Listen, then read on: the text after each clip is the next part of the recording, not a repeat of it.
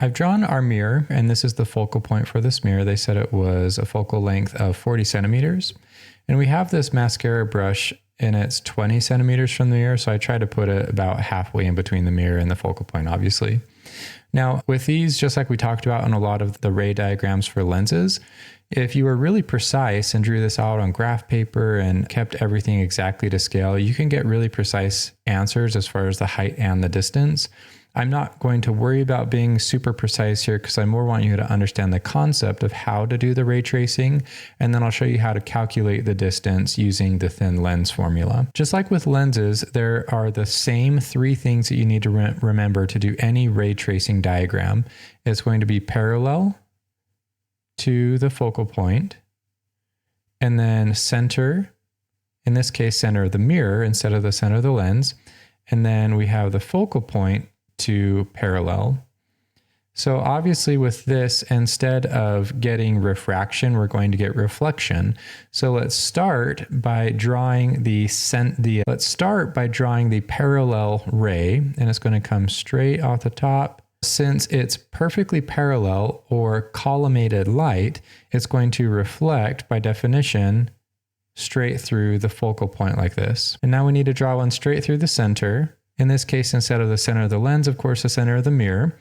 And like I said, I'm more focused on showing the concept how to do this, but just so you understand, we get the same angle of incidence as we do for the angle of reflection. So I'll try to draw as similar as I can, and that looks pretty good, about like that. And then last one, we're going to go from the focal point to parallel. So this is going to go as if from the focal point right to the top of here, and then it will reflect perfectly parallel. That's pretty close like that. Okay.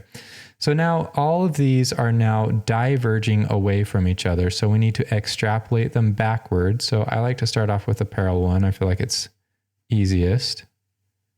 So that, and then this one, as it's reflected through the focal point, this will come back like this. That's pretty good, about like there, I'd say. And then the last one from the center of the mirror, that one will get like that. That looks pretty close right there. Okay.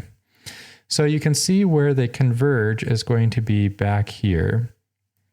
Since we have an image that is upright, we're going to have a virtual image. So it's upright and it's virtual. And we can see that it's also bigger. So we are getting magnification, which that's the whole point. They use these in these cosmetic mirrors. They want magnification to see what's going on easier, right?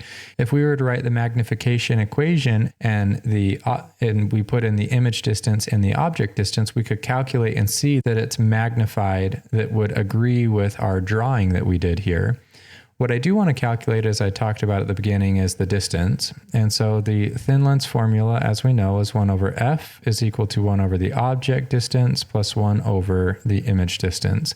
And this is what we're trying to solve for. To isolate it, we have 1 over the image distance is equal to 1 over the focal length plus 1 over the object distance.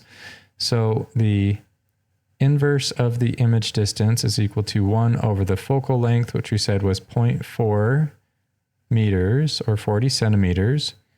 Oops, I did a plus. That should be a negative. Okay. So minus 1 over the object distance. So minus 1 over the object distance, we said it's 20 centimeters from the mirror. So we have 0.2. Now when we put this in, we have 1 over 0.4 minus 1 over a positive 0.2. So that gives us a negative 2.5, and this is still in diopters. So that is the power of the mirror, but we want the distance like we talked about. So if we take the reciprocal of that answer, we're going to get a negative 40 centimeters. So the image distance is negative 40 centimeters. And again, that agrees with our ray diagram because it's on this side of the lens. And for a mirror over here, it's going to be virtual and negative. Over here would be real and positive.